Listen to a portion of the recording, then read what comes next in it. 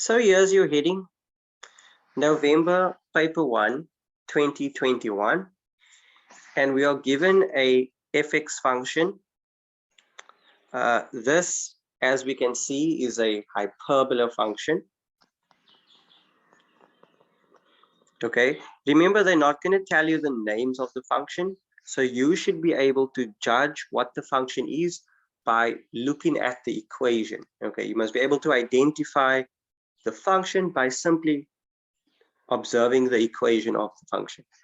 Okay, and even if those numbers were unknown, if they had an a p, and a q, you should still be able to identify the function.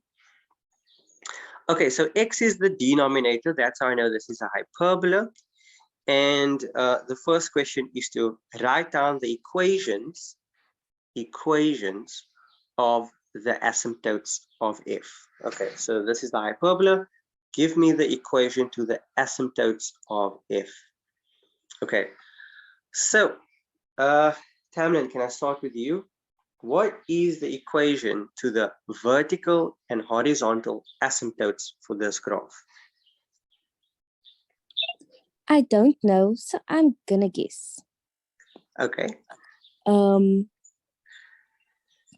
The x is, x. The x asymptote. Vertical is 3. That is correct.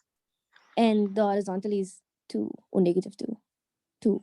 Actually, 2. Positive 2 years. Yeah. So the vertical asymptote will always change the, like see here inside there by the equation, it's like x minus 3, but that indicates that the graph moves 3 units to the right.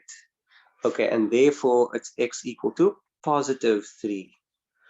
Think of it like this: when you're factorizing, let's say, quadratic equations or so, then you always make this bracket equal to 0, and therefore x is equal to positive 3. Okay, so it's kind of a similar thing, not exactly, but yeah. And then this plus 2 over here is the y asymptote. So that is just y equal to 2. Okay. And so the first question is, write down the domain of f. Okay, write down the domain of f. This is the next question, sorry. Daniel, what is the domain for this graph? So I think it's going to be x must be greater than 3. Correct. And I don't know what else. Okay, I'm going to draw the graph for you quickly because I already know in which 2 quadrants it should be drawn. So the graph should be drawn in this quadrant, the second quadrant, and also in this quadrant, the fourth quadrant. Okay, so the second and the fourth quadrant, that's where the graph should be drawn. Now, you already mentioned the fourth quadrant when you said x has to be greater than 3, but also x will be less than 3. Okay, it will just not be equal to 3. And it won't be equal to 3 because that is an asymptote. Okay, so in fact, the domain is all the values of x except for 3. So this is how I normally write domain. I will say x is an element of all the real numbers greater than 3 and less than 3, but not 3. Okay, make sense? Yes, sir. Awesome. Any questions? Please ask. So moving on to the next question, determine the coordinates of the x-intercept. Right, so we know that to find an x-intercept, we usually just make y equal to 0. Okay, so now I want you guys to write down this equation. Right, this is for question 5.3. You write down the equation, and then I want you to solve x. Okay, make y 0, and then you're going to solve x. Okay, I'll do that with you. So negative 1 over x minus 3 plus 2.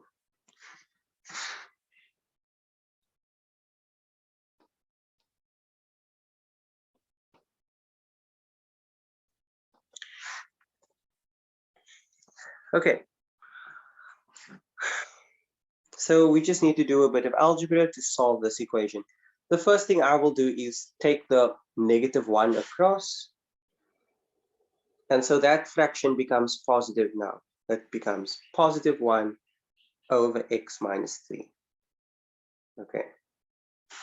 Please don't think that the denominator also changed signs. That stays exactly the same. That's only the numerator that changed sign when you take it over. Right. Now we are going to cross multiply.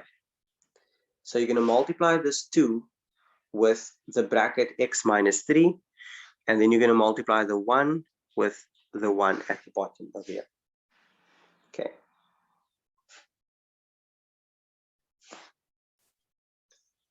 Right, so we have 2x minus 6 equal to 1. You can take the 6 across, and 1 plus 6 will be 7. If you divide by 2, x is equal to 7 over 2. Okay, so that is your x-intercept. If it was asked for us to write it in coordinate form, we would say 7 over 2 and 0. That's how you'd write it as coordinates. Okay, so the algebra is nice and simple. Typically with fractions, we cross multiply. But there is another way of doing it. You could have got an LCD. That's a different way to do the same thing. Get an LCD.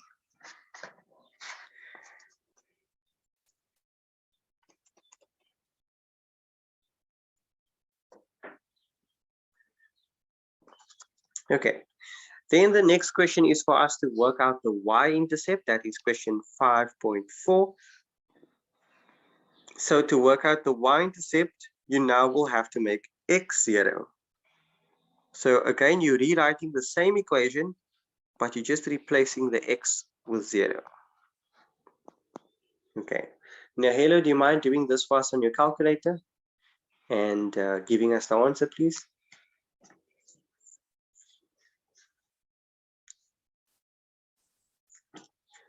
-1 divided by -3 should be +1 over 3. Then if we want to get the same denominator, you would change this 2 into 6 over 3. So you'd say 6 over 3. And then you could add them because they have the same denominator. So do you mind just checking for us if this answer is correct, Nahelo? 7 over 3. That's what I got as the y-intercept. Thank you very much. Okay. Right. Now these coordinates you can put in on your sketch. So I'm going to do that now. The x-intercept we said was 7 over 2. And the y-intercept was 7 over 3. Okay. Makes a lot of sense. 7 over 2 is bigger than 3, and 7 over 3 is bigger than 2. Okay, it's above the asymptote, and for the vertical asymptote, it's to the right. The x-intercept is to the right of the vertical asymptote. Okay, I assume that the next question is for us to draw the graph. I did that already here. Okay, I drew the graph over here. So just copy that down. X asymptote, y asymptote, draw the nice curve, and include your intercepts. Okay, that will be for the last question, 5.5.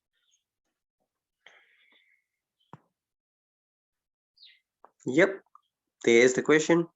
Draw the graph of f, clearly indicate all the asymptotes and intercepts with the axis.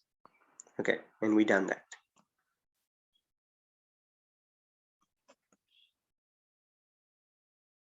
Let's just see how much marks was this question. Well, in total, all the questions that we covered, that is 10 easy marks. Okay, x-intercept, y-intercept, asymptotes, domain, range. Okay, they didn't ask range, but they could have. And to draw the graph. So yeah, easy 10 marks. I don't even think it took us 10 minutes to do that. Right, this is from the same question paper. It's just the next question. So question 6, we are given a log function. So I want you to copy down the function. First, write down question 6. And then I want you to copy down the function. F of x is equal to log 4x. 4 is the base, and x, I guess, the answer.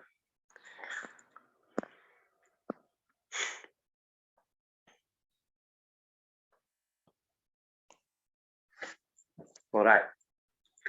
Then I want you just to also include a rough sketch in your book. So quickly draw this x and y axis Cartesian plane, and then also draw the function. Just a nice curve with the coordinates of b.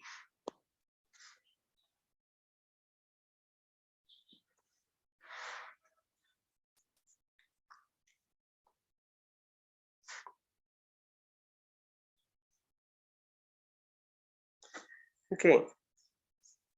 B is a point on the graph F, and the coordinates for point B is k and 2. Now the first question says, calculate the value of k. That is question 6.1. Calculate the value of k. Right. Now since B is a point on the graph, I can just substitute B's coordinates into the graph. Okay, so the 2 would be my y value, and the k will be my x value. So I substitute 2 with the y and k with the x. Now I need to reverse this log. Okay. I don't know if you remember this acronym, but I said log is BAE. B-A-E. That's your base, your answer, your exponent. Okay, so those are the 3 things you need to identify. The base would be this 4 over here. The answer would be the k, and the exponent is the 2. Okay, that's how you remember, you know, the pieces to this log puzzle, I guess. Base, answer, exponent. Okay, now we can reverse that log by, I guess, writing it like this. I'm going to say the answer, being k, is equal to the base, which is 4, to the power of 2. Okay, and so therefore k is equal to 16, because 4 to the power of 2 is 16. Okay, any questions so far? Right. Determine the values of x for which f of x is greater than -1 but less than 2. F of x must be greater than -1 but less than 2. That is the values of x that we need to calculate. Okay, so I guess first what I want to do is I want to find out where is x equal to 2 and where is f of x equal to 2 and where is f of x equal to -1. Okay, I first want to find out these points here, the 2 and the -1, and then I know that in between there, those will be the x values where f of x is either greater than -1 or less than 2. Okay. So let's recall what is the function. It's f of x equal to log of base 4 and x. Right. So we already substituted this point into the function, and we found out that where x is 16, that is where the y value is 2. Where x is 16, that is where the y value is 2. Now, why is it so? Because remember, the base is 2. Sorry, the base is 4. Right? The base is 4. So it's like if we say 4 to the power of 2, that is equal to 16. Or let's reverse the question. If I say 4 to the power of what is equal to 16, then the answer is 2. Okay.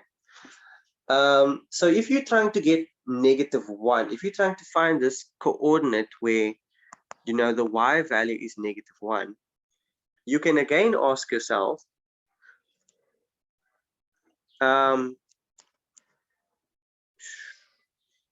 or no, okay, so here you can just say 4 to the power of -1. In the same way here where we said 4 to the power of 2, so here you can also just say 4 to the power of -1, and I guess that gives you a quarter. Okay, but if you didn't like that explanation, let's rather do it algebraic. So here's the equation. -1 is equal to log 4x. Now remember, you must reverse the log. Okay, so let's start with the answer, which is x, and then the base is 4, and the exponent is -1, and that is equal to a quarter. So where y is -1, x is equal to a quarter. Okay.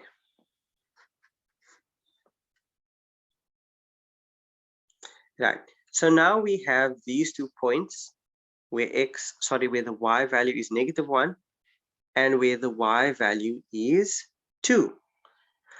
And between these 2 points, the graph of fx is greater than -1 and less than 2 between those 2 points. So the question to you is, what are the x values here? What are these x values where the graph is greater than -1 but less than 2? Okay, so the answer is, the final answer, it's all the x values greater than a quarter but less than 16. Okay. Any questions here?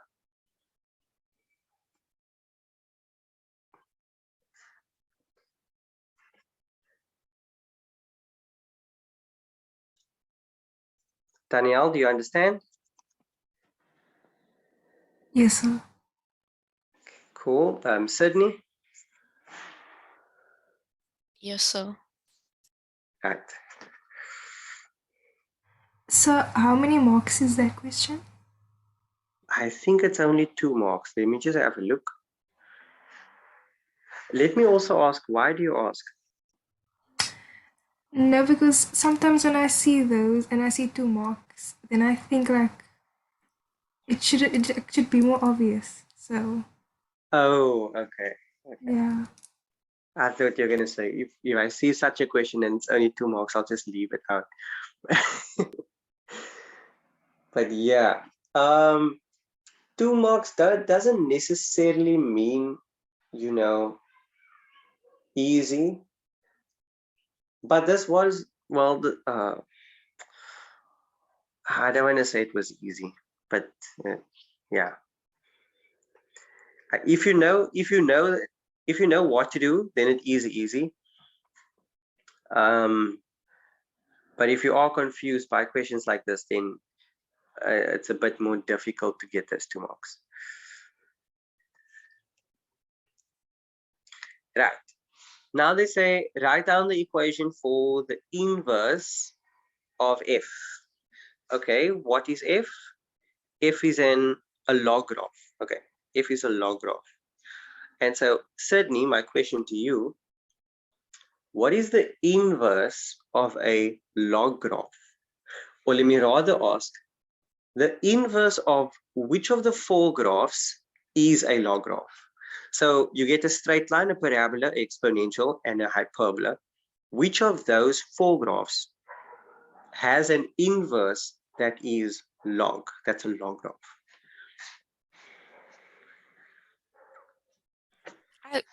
I want to say it's the parabola. Or is it the hyperbola? No, not quite.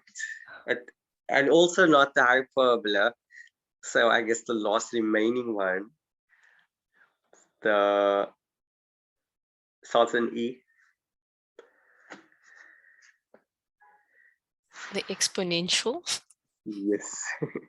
Okay, I want you to write this down, and maybe everybody as well. Log is used to solve exponents. Okay. This is typically the condition in which we use log. I say typically because perhaps in future grades, if you go on to university and further, you will probably find various other use also for log. But in our case, we typically use log to solve exponents. So if you have an equation like, let's say 16 is equal to 4 to the power of x, okay, and you don't know what x is equal to. Now, I know for such a basic equation, you can say, oh, but obviously 4 to the power of 2 is equal to 16. Okay, but let's say you didn't know that, okay? Or let's say the equation was a bit more complicated than this one that I'm giving you now. How do you then work out that exponent? And so log is built so that we could solve these exponents, right? We'd solve, pardon me, we will solve x by simply saying the exponent, being x, is equal to log of our base, which is 4, and our answer on the other side, which is 16. Okay, and if you punch this into your calculator, if you say log base 4 and 16, the answer should be 2. Okay, so you get the answer immediately using a log. So keep this in mind, log is used to solve exponents, and that's why the inverse of a log graph is an exponential graph, and vice versa. The inverse of an exponential graph is a log graph. Okay, now, if the original function is a log graph and they are asking us to work out the inverse, we know that the inverse to this is going to be an exponential. So the equation is just y equal to 4 to the power of x. This is an exponential graph. And there you go, it has the same base. Here the base is 4, there the base is also 4. And that is the inverse. Okay, you don't have to do a whole bunch of fancy stuff. You can just write down the equation, and that is your 2 marks. Now, if this was any other function, if this was a parabola, a hyperbola, or a straight line, then I would encourage you to do this thing where you swap x and y. Okay, so there's the function over there. For the inverse, you would swap x and y. You'd make this x, and in place of x, you'll put a y, right? And then you'll reverse the log, okay? You'll keep 4 as the base, and x will now transition to the exponent, and y becomes the answer. But this is exactly the same thing I wrote earlier, and it's only 2 marks. So if you just write the answer, you get both the marks here. Okay, super straightforward and easy.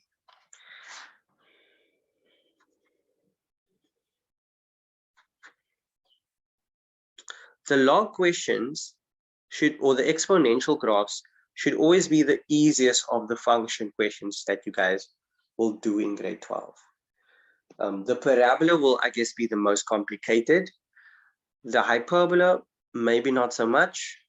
Okay, especially if you're comfortable with dealing with fractions, then hyperbola is not scary at all. But like I said, the exponential will be the easiest to work with. Okay, then this question.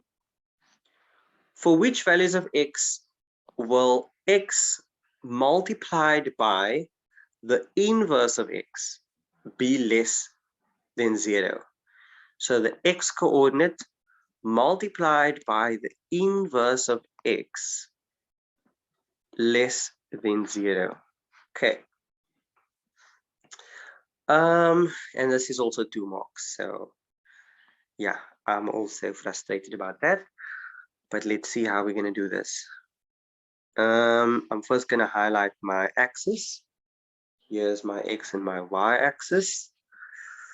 Then what I want to do is highlight the line here, the log curve.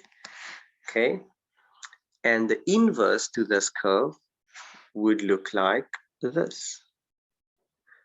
Okay. How do I know that? Because it has to be reflected along this line. The line of y equal to x. Okay.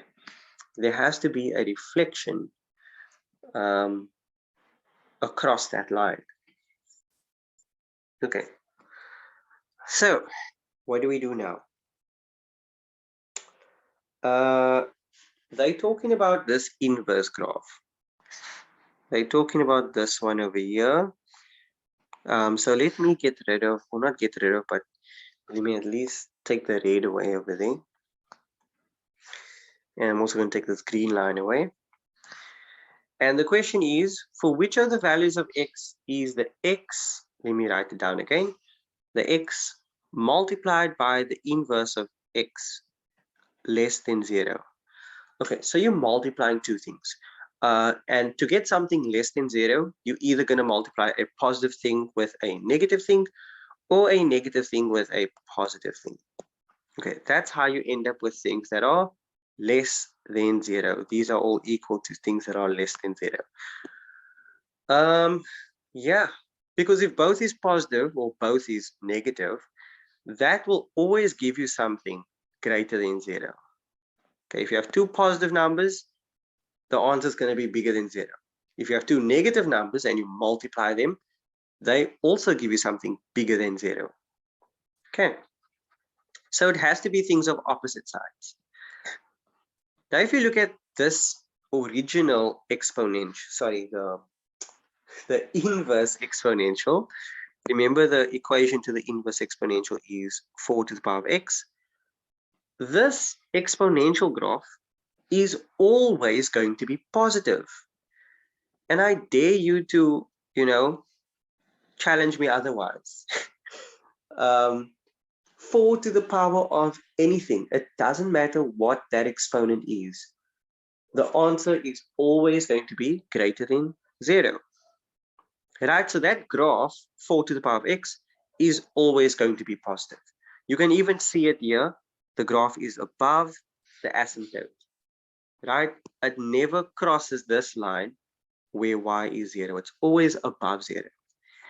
Okay, now that we've established that the f graph is always positive, the only time we can get answers that is less than 0 is if the x value is also, no, if the x value is less than 0. So it's all these negative values for x, because once we cross 0, then it becomes positive. And when you multiply two positive things, it's going to be greater than 0. So therefore, the answer to this is all the x values less than 0. Okay, such a long explanation for such a simple answer. Okay, would you like to ask me any questions here? So question 7, again, the same past paper. Here they now give us the equation to the parabola function.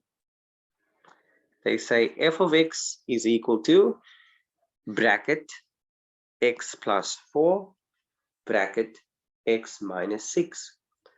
Now, normally, this is not the way we see a parabola equation. This is given in a very unique form. I refer to this as the x-intercept form. Okay, because from this we can read off our x-intercepts. Namely, the first x-intercept would be -4, and the other x-intercept will be 6. Okay, I'm allowed to read off the x-intercepts from this, and that is why I call this the x-intercept form. Okay. Now, if you want to get it in the standard form, you would multiply this out. Okay, so I just want to do that quickly, just so that we have both forms.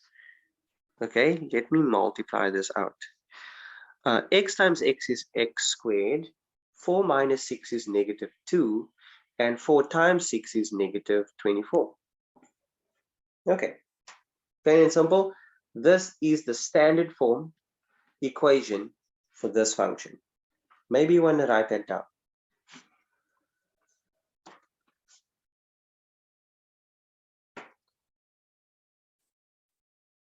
Right, let's read about this question.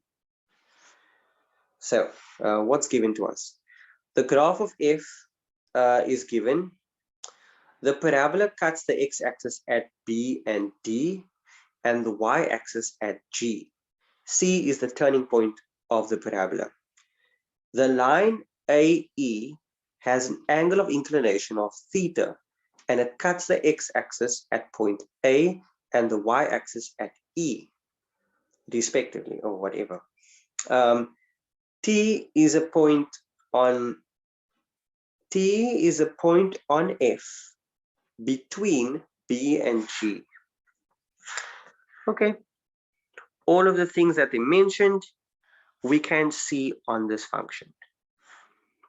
Okay, so again, I'm just going to pause here so that you can redraw this function, actually both functions in your book, the straight line and the parabola. Okay, so go ahead and draw these two functions. Now, they already gave us the equation in the x-intercept form, so I can just, from that, write down the coordinates of B and D. Okay, B's coordinates will be -4 and 0. D's coordinates will be 6 and 0, because they are the x-intercepts of the parabola, and we're allowed to read off those values from the equation of the parabola. Okay, if they gave it to us in the standard form, we would have to make y 0, then factorize, and then write down the coordinates. But here we could go straight into writing down the coordinates because it was already given in that form. So that's very nice. Right, next question. 7.2. Calculate the coordinates of C. Okay, so since C is the turning point, there's a bunch of ways to do this. Tamlin, back to you. How do we work out a turning point? How do we work out the coordinates of a turning point to a parabola?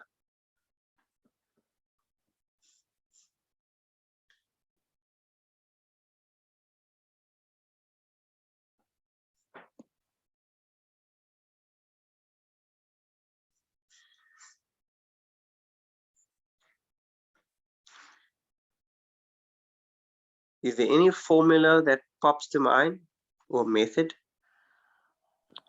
I want to say derivative equal to 0. Yes, why not? Derivative equal to 0. So you can use it here then as well, sir, like not only in calculus. Yeah, sure. Remember, derivative is gradient. So you're basically saying that at the turning point, the gradient is 0. And that is true. At all turning points, the gradient is 0. So I'm going to do that calculation. Now, I'm not going to use the x-intercept form because I won't be able to take the derivative if it's in that form. So x squared minus 2x minus 24. That is the form that we want to use. And so we're going to take the derivative to this. And the derivative is 2x minus 2. Do you guys agree? No, Tamlin? 2x minus 2? Yes, sir. Thank you. And then now we're making that equal to 0 and solve x. Okay. So unfortunately, I don't have space there. So I'm just going to do it here on top. If we take the 2 across, then it means we have 2x equal to 2. And if we divide by 2 on both sides, x is equal to 1. So the x coordinate here for point C is 1. Lastly, how do we then work out the y coordinate now that we have the x coordinate? And anyone can answer here. You substitute it into the original equation, sir. Thank you very much. So we would substitute this into x squared minus 2x minus 24. And so 1 squared minus 2 times 1 minus 24. And I think this I can do in my head. 1 minus 2, what is that? Negative 1. Then if we minus 4, that should give us negative 25. Okay, cool. Negative 25, that's your y coordinate here. So for the x, Yes. can you also use x is equal to b over 2a? Yes, negative b over 2a, that is correct. Negative b over 2a. Remember this formula? This formula was there to make your life easy, okay?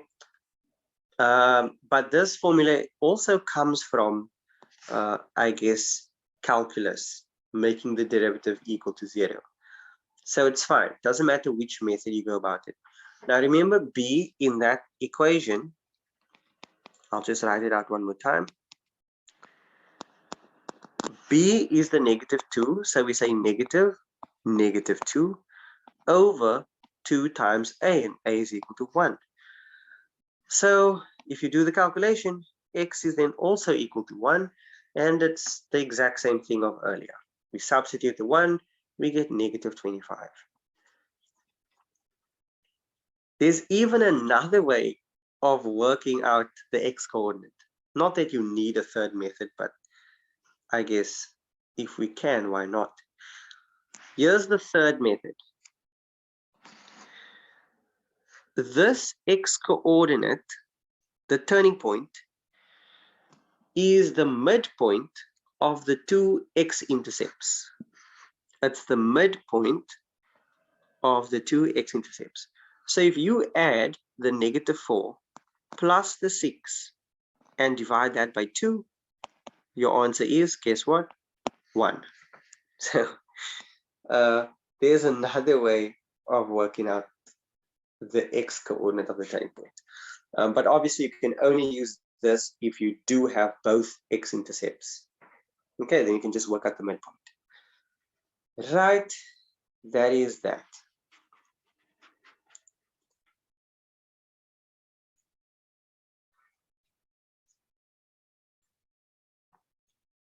So write down the range of the graph. Okay, now range refers to how far up and how far down.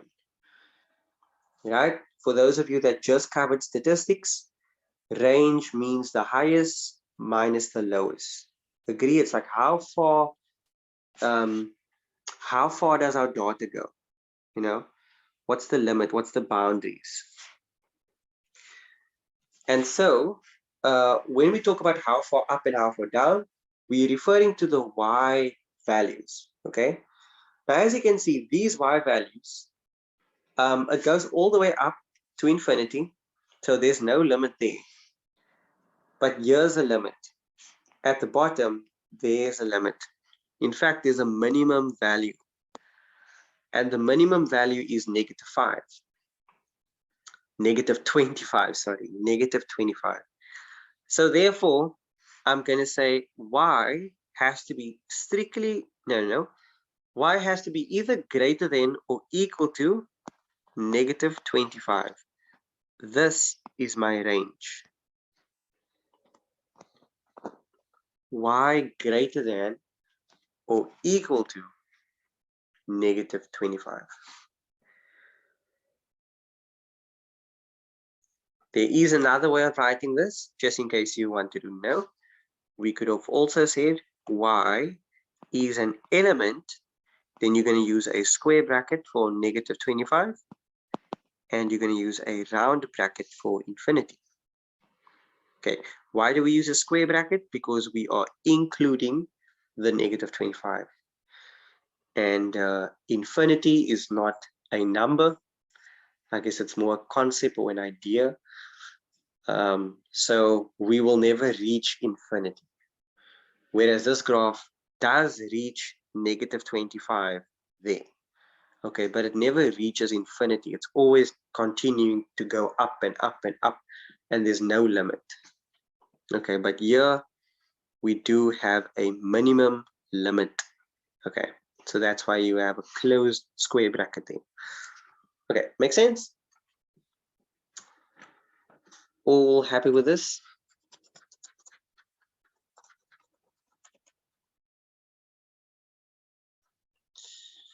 Okay, moving on. Given that theta is equal to, so remember theta is the angle of inclination. Given that theta is equal to 14.04, oh, I need to read this carefully. Given that theta is equal to 14.04 and the tangent to f at t is perpendicular to AE. Whoa, okay. Calculate the gradient of AE, and then the next question, calculate the coordinates of T. Okay, fine. Let's do this piece by piece. So here's the line AE. Then there's the parabola F, and they are making mention of a third line. Okay, and this third line is a tangent to, the third line is a tangent to F. I just want to redraw this. Okay, it's a tangent to F at T. And not only that, but it's perpendicular. It's perpendicular to the line AE. So there's like a 90-degree angle formed here, perpendicular to this line. I hope the highlighting didn't make it look more ugly. Let me try one more time.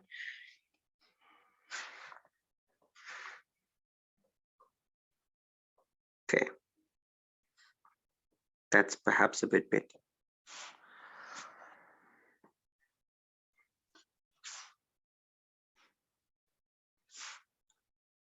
So let's first calculate the gradient of AE, because that's the first question here. Now, the gradient for line AE, we can work out using the angle of inclination formula. Angle of inclination. Right, that is equal to tan theta.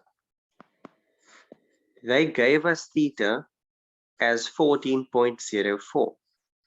So I'm going to substitute theta with 14.04. Sydney, could I get the answer to that, please? 14.04.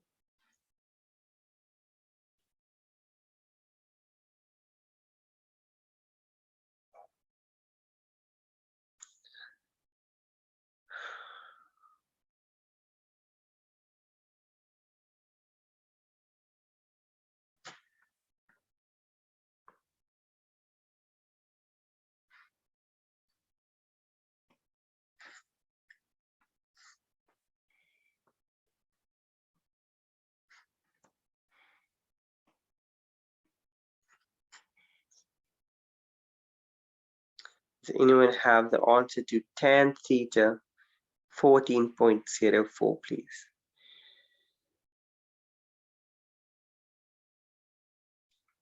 .25. Okay, I think we can write that better, because normally gradients are not written as decimals. Well, I shouldn't use the word normally, you know. Normally it's almost like, so what is like 0.25 abnormal, sorry, 0.25. But what I'm what I'm trying to say is that maybe it's a better way of looking at gradients as, you know, the rise over the run. So you kind of want to have a fraction, so like to be able to judge gradient better. So we can write 0.25 as 1/4. Okay, it's a quarter. Yeah. Now, if the gradient for AE is a quarter, that must mean that the gradient for the tangent is going to be, Nehelo, what is the gradient for this tangent that is perpendicular to AE? Remember, for perpendicular lines, the gradient of the one multiplied by the gradient of the other one should give you -1. So if this gradient is 1/4, what do you think the gradient of the tangent is going to be?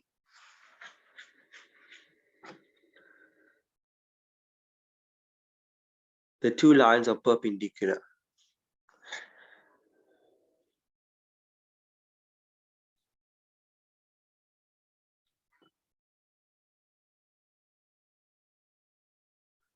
A quarter times something is equal to -1. -4/1, correct. And 4/1 is just -4, right? So I'm going to say that the gradient to this tangent is -4, right? The gradient to that tangent, let me write it down. Gradient of tangent equals -4. Okay, they want us to work out the coordinates of point T. That's the question. Now, point T is this point of contact that the tangent makes with the parabola. Okay, so we know that at that point T, at that specific point, the gradient there is -4. Now, there's something we learned not too long ago about gradients of a curved line, like a parabola. How do we work out the gradient of a parabola? You know, and if we know what the gradient at a specific point is, we'll then be able to work out the x coordinate at that particular point. So my question is, how do we work out the gradient of a curved line? Danielle?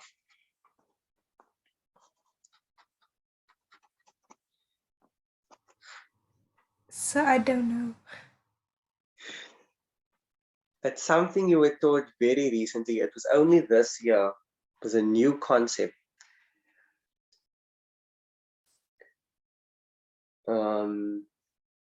It has a definite name. We don't even call it gradient anymore. It starts with a D.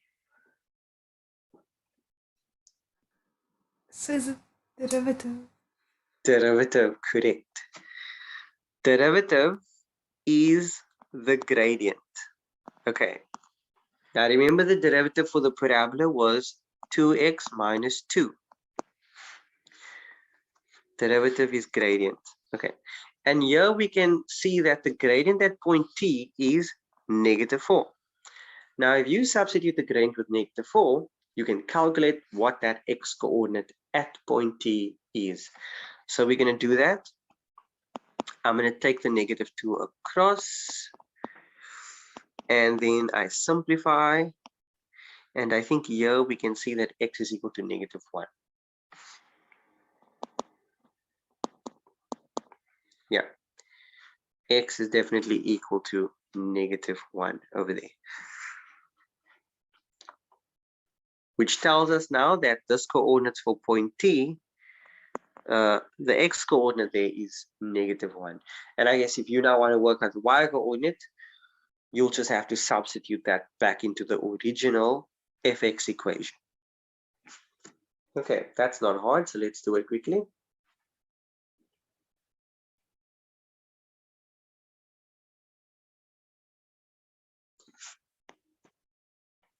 F of -1. So it's -1 squared minus 2 times -1 minus 24. And this gives me an answer of, I think that is -21. Yep, so there you go. That is the coordinates.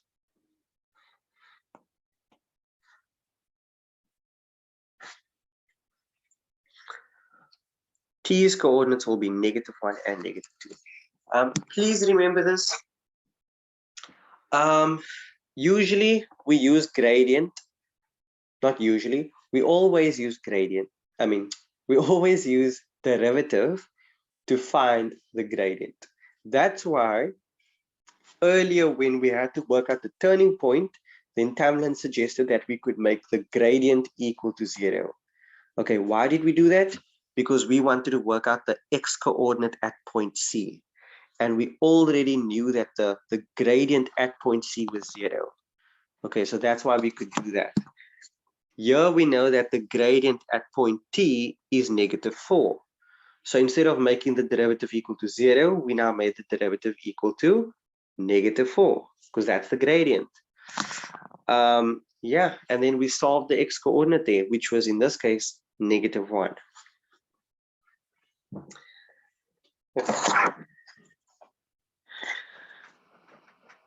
Any questions?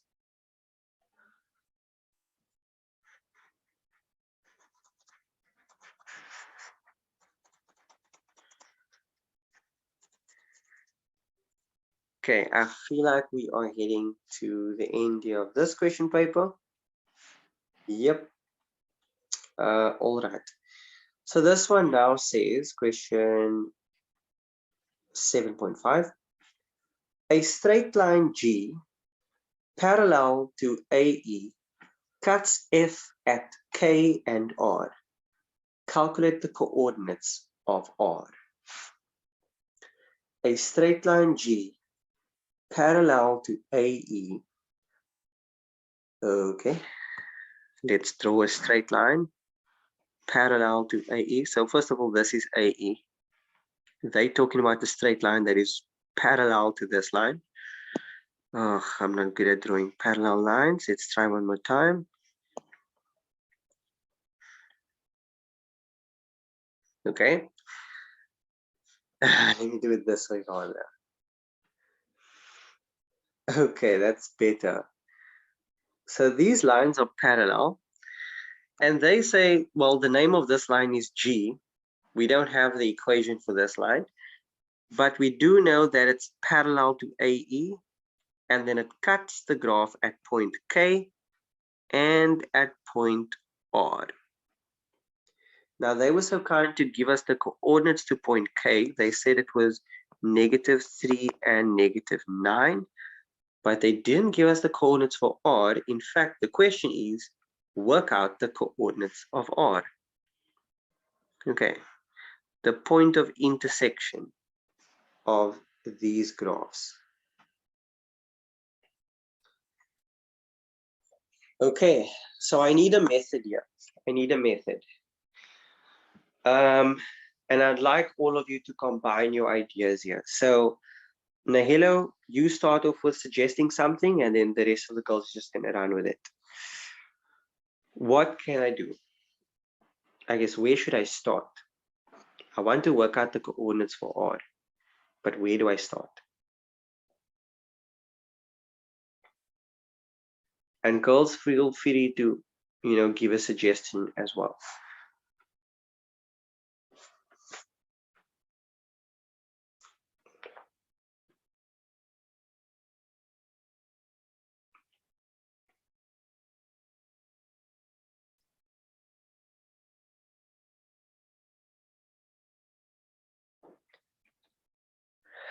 gradient, the straight line equation. Fine, that's correct. I agree with that. So first of all, because these two lines are parallel, right?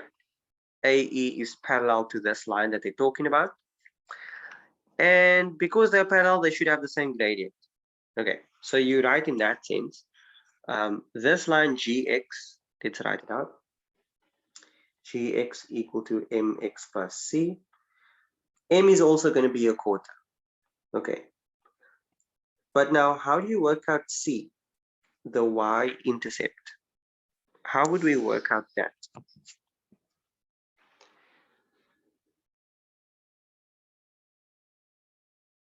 Do you substitute K, sir? That's correct. Perfect. So I'm going to substitute point K. -9 is my y value, and -3 will be the x value.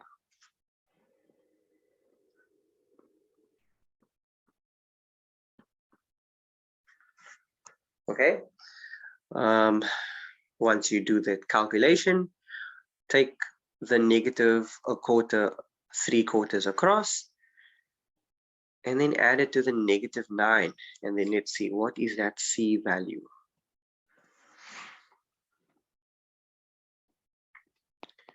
We'll have a quarter x equal to, well, no, a quarter x minus, pardon me,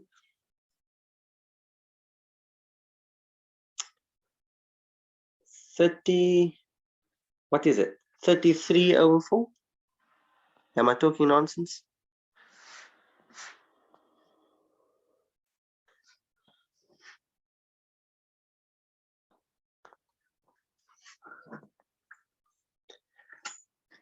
No. 9 times 4 is 36. If you minus the 3, it's 33. Is that correct? Yes, sir. Thank you. Okay. Right. So now I have the equation to the straight line. Thank you very much, Nihilo. At least I got this far now. So now that I have the equation to the straight line, how do I work out the coordinates of R?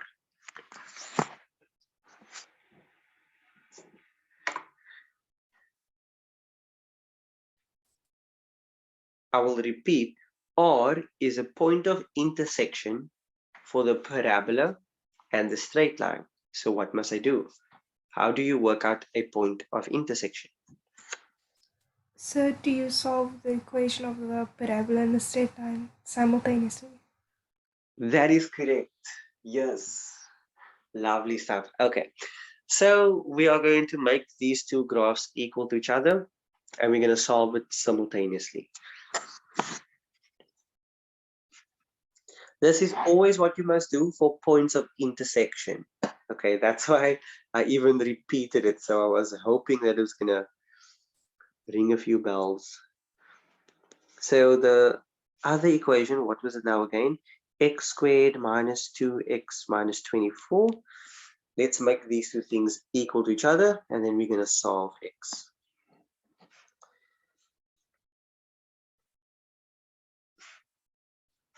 Okay. Oh goodness, so we can deal with a lot of fractions now.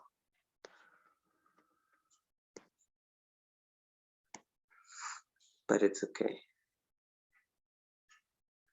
I'm not scared of fractions, and hopefully neither should you be. All right, let's take everything over to the left-hand side. And then add these like terms. Now I need to, okay, I don't know what that is. You know what? Maybe I just multiply everything by 4 rather. Then I don't need to deal with fractions.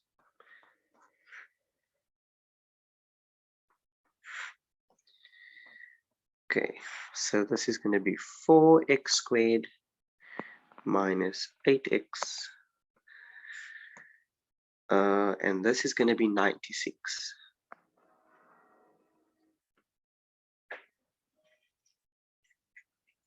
Okay, and there the denominator's 4 just they just disappear. Okay, because you multiply by 4. And now adding like terms is a lot easier.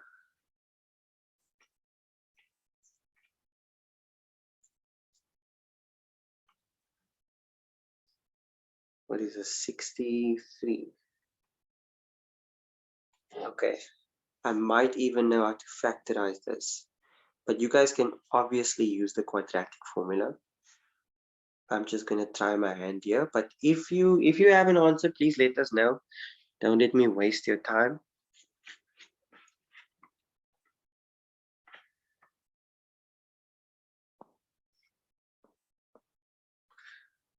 I'm just trying things out.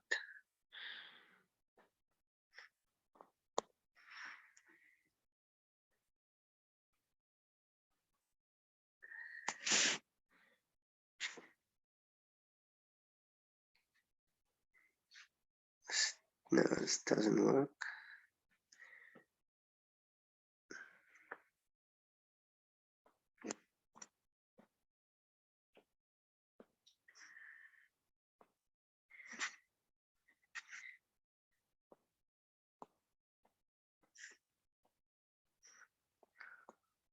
Is the answer, okay, this is my last try. Okay, here we go. I think I got it now. Is the answer -3 and 21/4? Yes, sir. Yeah, okay, I feel quiet now. Okay, thank you. So that's these are the x coordinates. Remember, they gave us the 2 points, right? They said the one is k and the other one is r. Okay, but k's coordinates was given. They said it was -3 and -9. So that means that the other x value here, the 21/4, that is the x value for coordinate r. The 21/4 is the x coordinate for r. So now if you want to work out what the y coordinate is, you will then have to substitute that 21/4 into either the straight line formula or the parabola formula. Right? It's up to you which one you want to substitute that into. So yeah, go ahead and do that now, and then let me know what the y answer is, the y coordinate.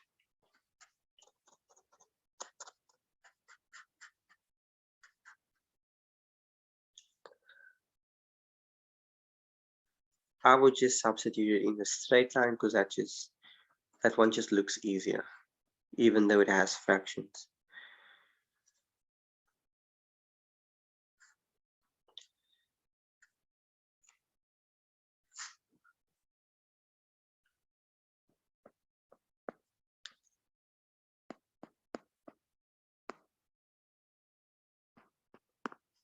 Okay, what's your answer here?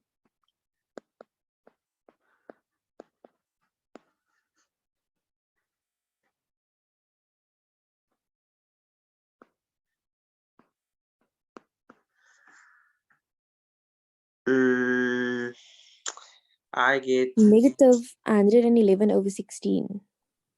yes, cool. Okay. I was just about to say that's what I get as well. Okay, cool. How this is the correct coordinates. It looks so ugly, but we did everything correctly. And one of the reasons I know this is correct is because I got the -3 there. Okay. If we did something wrong, we'd have not get this -3. And remember, this coordinate was given. They told us in the beginning that k was -3 and -9. We wouldn't be able to get that -3 if we did the wrong thing. Okay, can we just revisit the question? See here, what did they say? Calculate, no. A straight line G is parallel to E, and they give us this coordinate K. We had to work out R. Okay, cool. And that's what we did. Easy peasy. Okay, Now, how much time do we have left? 10 minutes. That's fine. I want you guys to do this question quickly. Actually, no, you won't be able to draw that quick. Or maybe you will, but I won't be able to mark it. So let's rather do this question. This is question 4.2 from, I don't know what question paper is this. Let's just check. November 2020. Okay. Question 4.2. I'd like you to do the questions here up until 4.2.3. Okay, so just the first 3 questions, it's worth 6 marks. I'll give you 6 minutes and then we'll mark after that. Okay, so go ahead. I'll zoom in a little. There you go. Right. So you may start.